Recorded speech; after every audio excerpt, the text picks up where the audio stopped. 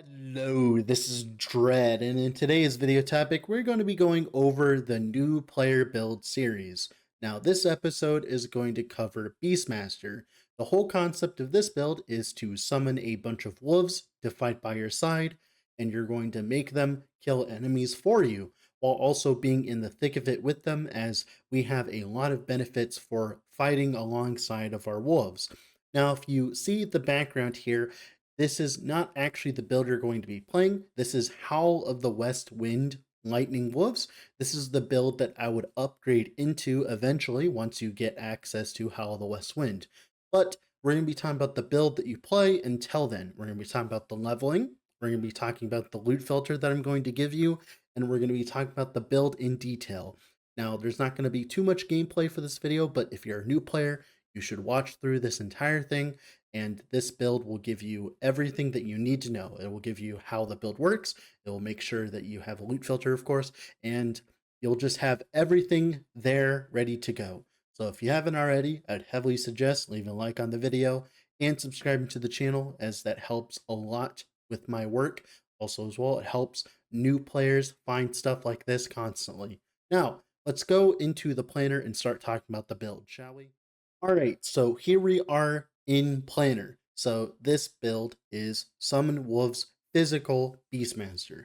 So the whole concept of the build is to summon wolves. You summon up to a few wolves, like about, I think, like 6 in total, and you can use them to deal a lot of damage, as once you start stacking a lot of companion bonuses, once you start getting their crit capped, they can start doing a lot of damage. And also, as well, this build starts to scale with your attacks as well.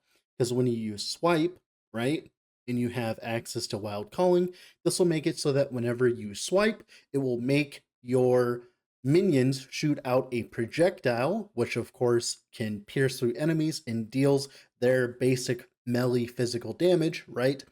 That means that the faster we attack, we can trigger this more often, which will make your wolves do significantly more damage. This is the main reason why wolves work so well.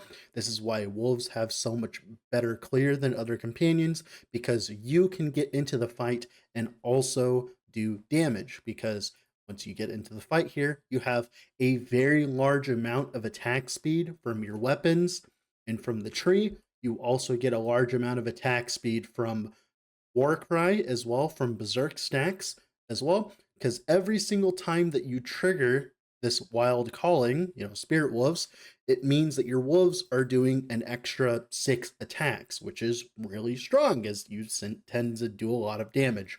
That is how we're dealing damage with this build. That is how this build functions. Now, for the overall, skill rotation for the build, what you're going to do is you're going to place down a Frenzy Totem. The reason why you want to place down a Frenzy Totem is because not only does it refresh your companion ability, which your wolves will have, it's called Howl, and it will give you Frenzy for your minions and a lot of increased melee damage for free. It will also, of course, give your minions flat physical. It will boost up your regen, which is important for later, and it will also allow you to use Howl from your wolves and get a large amount of critical strike chance. This, on top of aspect of the links at the top of Beastmaster here, is going to essentially almost cap your wolves instantly, right?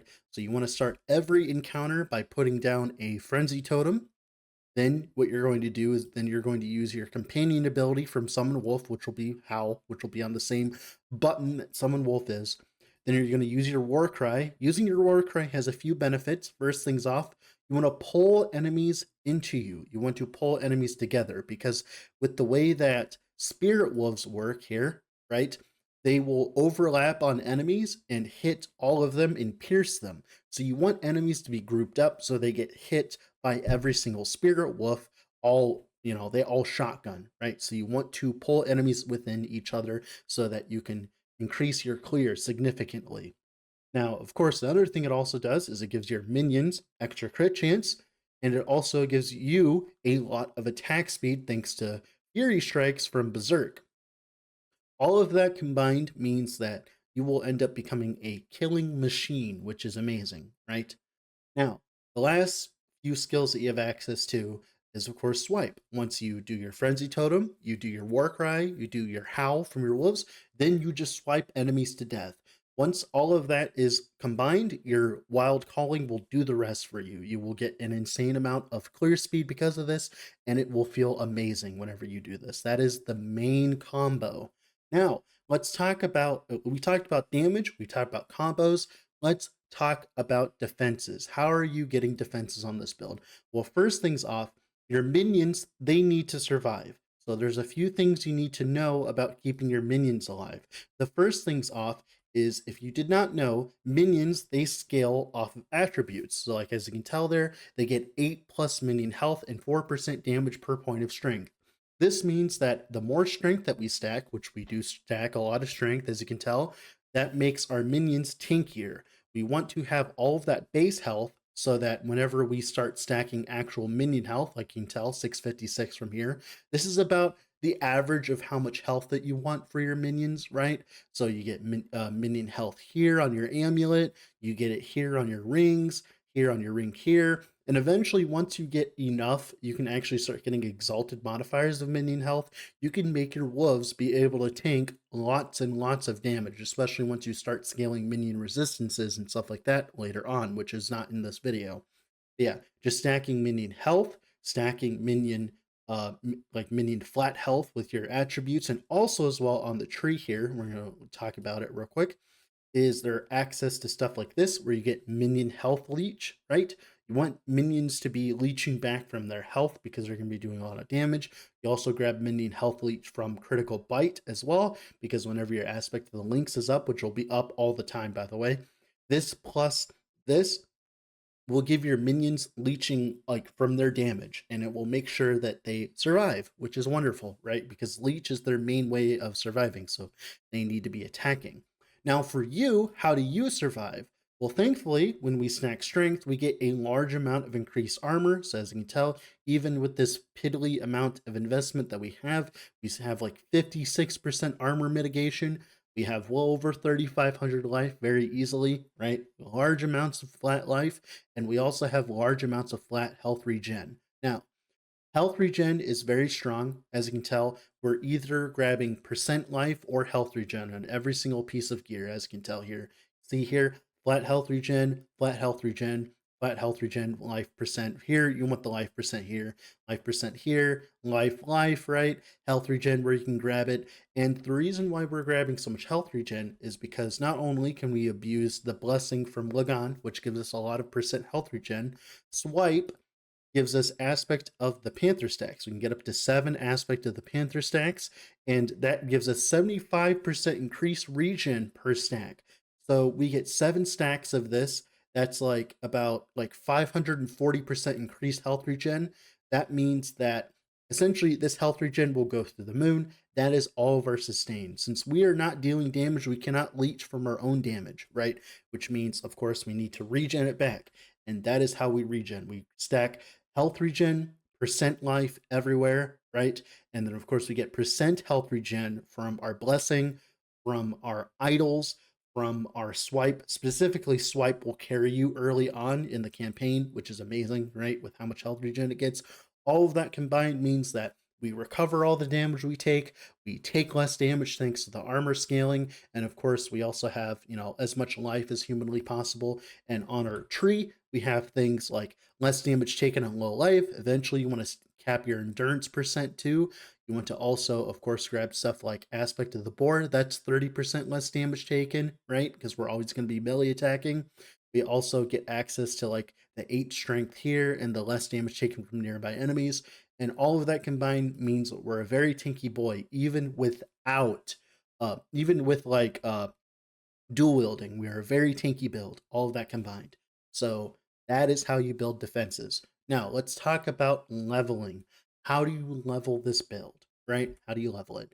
Well, you're going to start the game out with Summon Wolf. You're going to specialize Summon Wolf, and you are going to beeline for safety in numbers.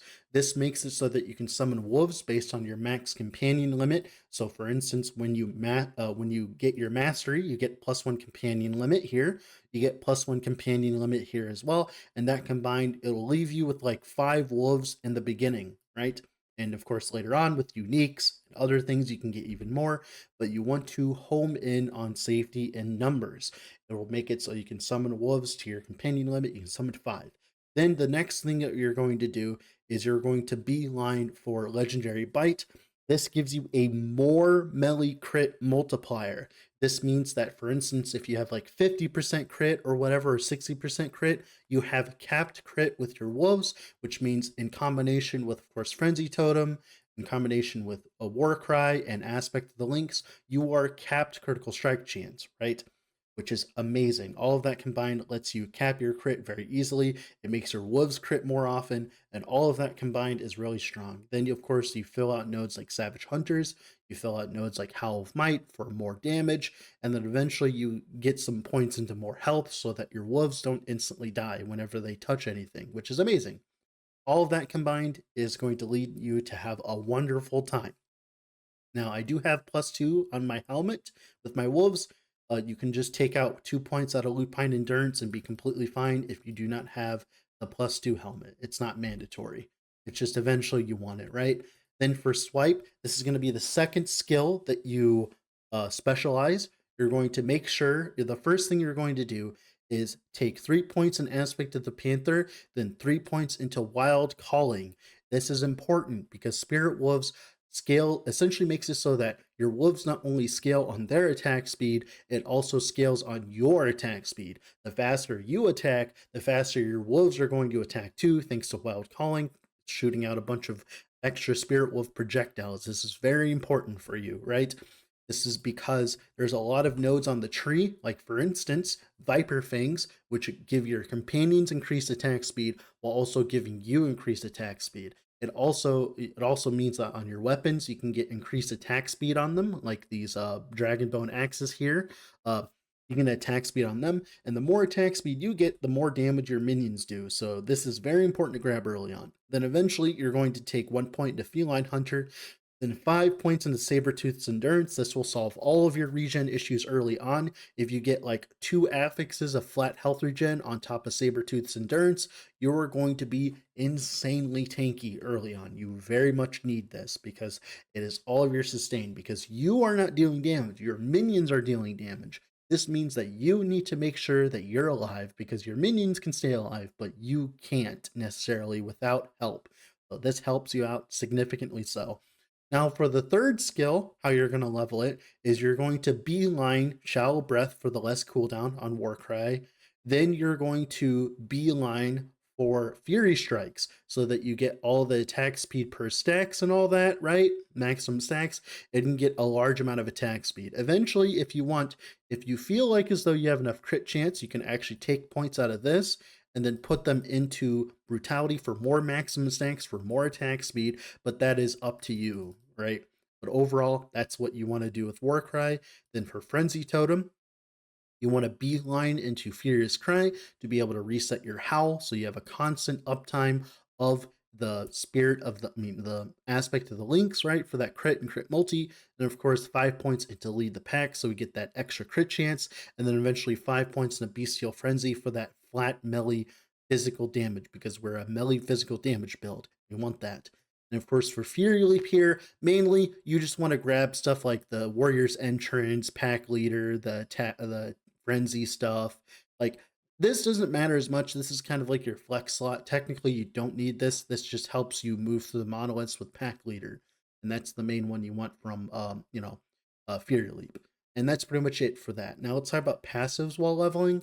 So for passives while leveling, this is pretty self-explanatory. Don't grab Berserker till much later. For Beastmaster, you want to beeline into Boarheart with all of this aspect of the boar stuff, because it not only will give you health regen percentage, right? It will also make you feel tankier. You eventually want to grab, oh shoot, 1 second here. Here you go. Well, eventually you want to beeline into Rending Maw, then into Hunters of the Deep, because this will make it so that your wolves can shred armor, because shredding armor reduces enemies' armor, makes them take more damage from physical, right? You definitely want that eventually. You want to make it so that it applies to your minions. That makes it so that later, when you get all this aspect of the shark stuff, you can scale it into infinitum, get a large amount of shred stacks, which will make you deal more damage against single target. then you want to beeline a node like Viper Fangs. This will make your wolves attack much faster, and it will also make you attack much faster, which is very important because you want to be attacking faster because of the spirit wolves, right? And eventually grabbing stuff like Cry of the Lynx, getting all that crit multi, right? Getting the crit leech here, and then just fill out the rest of the tree after that. Stuff like, of course, Ancient Might does a lot of melee physical damage for your wolves. Also, the strength is really strong because not only the strength gives you the 4% armor, gives you the 4% increased damage for your wolves, and also, of course, all of that combined is great. And then that's pretty much it for the passives while leveling. And now for gearing while leveling, for gearing, you want to have axes with attack speed or just weapons with minion melee damage and minion and just a melee attack speed. This is like exactly what you want on your axes. You want as much attack speed early on, and you want as much minion melee percent damage early on. It doesn't matter what else is on your weapon. The Dragonbone Axe is the best slot for you because the minion physical, but technically you could just use whatever item at all. Like it doesn't matter what you use as long as it has a large amount of attack speed, minion melee percent, and then eventually you want to upgrade into Dragonbone Axes. For your helmet here, you just want something with flat health regen, with percent health and strength. That's like very easy. Amulet here, minion damage, minion health, resistance. You just want as much resistance as possible as well. For the chest here, this is very important. For your end game scaling, you need the minion melee critical critical strike chance. This will cap you on crit early on. It is very strong. It is very helpful. This is the first thing you need to try to get is a chest with this. Be on the lookout for chests with minion melee critical strike chance. You could wear a chest with no other stats other than this minion melee critical strike chance, and you'll be happy because it helps you cap your crit with wolves very quickly. And you want to be capping your crit because once you're capped on crit, you can focus on other things, right? The rings here, just strength, minion health, resistance, health, stuff like that. Resistances, capping your res, right? The belt, health, minion damage, minion health, of course. Like you can see a theme here. Strength, minion damage. Eventually, if you really wanted to, you could actually go for attack speed as well on your gloves. Getting like an exalted attack speed roll would be amazing. That would give you much better single target as well.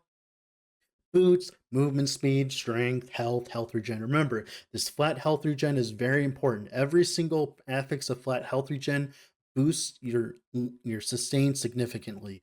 Focus on flat health regen first, then move into percent health and stuff like that. Of course, relic with minion melee damage. It doesn't matter what relic you use. You could use a spirit catcher for more resistance. You can get aspect of the shark effect, minion damage, flat health regen. It doesn't really matter what base it's on. You just want the res, the minion damage, stuff like that, right? And then for idols here, health regen idols, minion melee attack speed idols, resistance idols are acceptable too. Capping your res with idols, meaning you can wear better gear, is always great. Getting some crit avoid idols as well, making it so your minions don't get crit. Also, as well, it helps you cap out your crit avoidance, right? Alongside, of course, the crit avoidance blessing, right? All of that combined is great. And for blessings, you want to be focusing on, you want to get the health regen from Lagan. This is very important. This gives you a very large amount of health regen. And of course, eventually, you just want to get as much armor scaling as possible because we're scaling armor to not die. And that's pretty much it for the leveling. That's pretty much it for the planner. That's pretty much it for the skills. That's pretty much it for everything. Now, we're going to be talking about the loot filter real quick and how to use it. Okay, for the loot filter, ignore what character I'm playing. All we care about is the loot filter here. So the first rule here is do not turn this on till like level 40-ish or until you get to monoliths in the end of the campaign, because early on you kind of just want to wear whatever you can drop. You don't really care about like the quality of your gear. You just want to fill out what affixes you have, which you with whatever you can get, right? You don't care about like quality. Once you get into monoliths, things start dropping significantly more, so you need to turn on your loot filter, which is when I would turn this on at like level 40-ish. Now this rule here, it's the blue rule. This lets you find rares that are good. Now it's not going to show every single rare. It's just going to show rares that have tier 4 or higher affixes that you want. Now, whether or not it is on a usable base, you can put it on, or you can shatter it for of course, for all of your like your affixes and stuff, like all of your affix shards and stuff like that. So either it's an item you can put on, or it's an item that you can shatter for your affixes. Now, the next rule here are class affixes and hybrid health. These are pick me up things. These are things that will help you out. These are affixes that you really need. Even if it's a tier 1 affix, it's what you should want. Use runes of removal on them, runes of shattering, whatever you need to do to get these affixes, right? These are very important pieces of gear for your progression. Now, the idols here. I do a very specific idol setup for me. Like, this is how I do it. I look only for idols that are resistance idols, HP idols, like the generic idols here, right? These idols will help you fill out your resistance early on. And then, of course, primalist idols. I only look at the idols that I'm going to be playing with. Now, if you want to go through and you're like, oh, I want to play like a werebear build, maybe you should take the melee critical strike multiplier while transformed. Make sure to make the loot filter yours. Do not just be happy with the loot filter I give you. This is just a template so that you don't have to think much when you want to play. And of course, I show all the unique set exalted items. Exalted items are for endgame. Then, of course, experimental affixes, which will be the experimental mage. Like, you'll have to figure that out on yourself. Now, when you get to empowered monoliths, when you finish all 90 monoliths here, right, and you do like level 100 content, at that point, you want to turn this rule off. So what you do, disable the rule, and now the only items you should be looking at are exalted items on the ground, because those are going to be your upgrades, because not only do exalted items come with higher tiers, they also come with generically more forging potential. So you want to be looking for exalted items, not rare items. Now, of course, you can keep this on if you don't feel like as though you're geared up enough, but eventually, just save yourself some brevity, turn this rule off eventually when you feel like as though you are good on gear, right? And that's pretty much it. That's all you need to know. And that's pretty much it for the video. And once you finish this build, once you feel comfortable, once you drop a Howl of the West Wind, you want to go into that build. That link will be down in the description. Now, with all that being said, this has been Dread. Have a wonderful time with your Beastmasters, guy. Ignore my Void Knight.